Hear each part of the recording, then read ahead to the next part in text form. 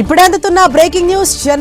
Janasena general body meeting లో party నేతలపై అధినేత పవన్ కళ్యాణ్ ఫైర్ అయ్యారు. పార్టీ నేతలకు ఫుల్ గా క్లాస్ పీకినట్లు తెలుస్తోంది.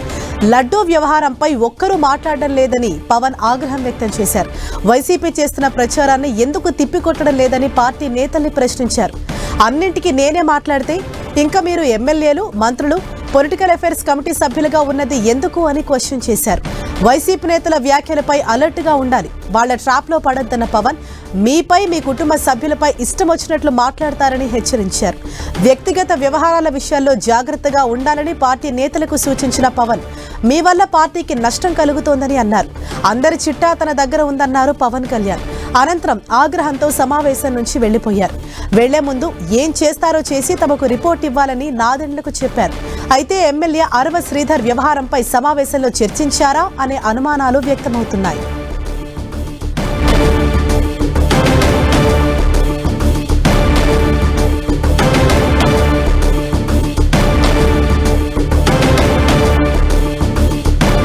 ఇదే విషయంపై మరింత సమాచారం మా ప్రతినిధి దుర్గా మనకు అందిస్తారు. రైట్ దుర్గా, ఇటీవల రాష్ట్రంలో జరుగుతున్న పరిణామాలు కావచ్చు, వైసీపీ చేస్తున్నటువంటి ఆరోపణలపైన ఇటు పవన్ కళ్యాణ్ ఆగ్రహం వ్యక్తం చేసినట్లు తెలుస్తోంది. అసలు మీటింగ్ లో ఆయన ఏమన్నారు? మంగళగిరి సీకే కన్వెన్షన్ లో జనసేన పార్టీకి సంబంధించినటువంటి జనరల్ బాడీ సమావేశం ఈ రోజు 5 గంటలకు ప్రారంభమైంది. అయితే ప్రారంభమైన తర్వాత పవన్ కళ్యాణ్ నేతలకు చాలా సీరియస్ వార్నింగ్ ఇచ్చారని చెప్పాలి. ఎందుకంటే నేతల తీరుకు సంబంధించి, వాళ్ళు వ్యవహరిస్తున్నటువంటి తీరుకు సంబంధించి పవన్ కళ్యాణ్ చాలా ఆగ్రహం వ్యక్తం చేశారు.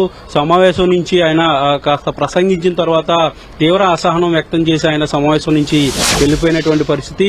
ముఖ్యంగా జనసేన పార్టీ నేతలు వ్యవహరిస్తున్నటువంటి తీరు, ముఖ్యంగా ఇటీవలే అరవ శ్రీధర్ వచ్చినటువంటి వ్యవహారం, దాంతోపాటు అంతకు ముందు కొంతమంది నేతలపై వచ్చినటువంటి ఆరోపణలు, ప్రధానంగా వ్యక్తిగత వ్యవహారాలకు సంబంధించి ఎవరైతే పాల్పడుతున్నారో వాళ్ళ గురించి పార్టీకి నష్టం చేకూరుతుంది, తద్వారా నాకు నష్టం జరుగుతుంది కూడా పవన్ కళ్యాణ్ చాలా సీరియస్ గా వ్యాఖ్యలు చేసినట్టుగా మనకి సమాచారం ఉంటుంది. ముఖ్యంగా వ్యక్తిగతమైనటువంటి వ్యవహారాలు ఏవైనా ఉంటే కనుక మీరు చూసుకోండి, దాన్ని పార్టీకి ఆపాదించవద్దు, పార్టీకి చాలా తీవ్ర నష్టం జరుగుతుంది, ఇలాంటి విషయాల్లో చాలా జాగ్రత్తలు పాటించాలంటూ కూడా పవన్ కళ్యాణ్ సీరియస్ గానే నేతలకు చెప్పడం జరిగింది. ప్రతి ఒక్క ఎమ్మెల్యేకి సంబంధించి, ప్రతి ఒక్క నేతకు సంబంధించి నా దగ్గర ఇంటెలిజెన్స్ రిపోర్ట్ కూడా ఉంది, ఎవరెవరు ఎలాంటి వ్యవహారాల్లో పాల్గొంటున్నారు, ఎలాంటి సెటిల్మెంట్ చేస్తున్నారు, ముఖ్యంగా కొన్ని సివిల్ ఇష్యూస్ లో ఎవరెవరు ఇన్వాల్వ్ అవుతున్నారు అనే దానికి సంబంధించి కూడా ప్రధానంగా రిపోర్ట్ అంతా కూడా సిద్దంగా ఉందంటూ కూడా చాలా సీరియస్ వార్నింగ్ అయితే నేతలకి పవన్ కళ్యాణ్ ఈ సమావేశంలో ఇవ్వడం జరిగింది. దీంతో పాటు ప్రధానంగా ఇటీవలే చోటు చేసుకుంటున్నటువంటి కొన్ని కీలకమైనటువంటి అంశాలు, ఉదాహరణకు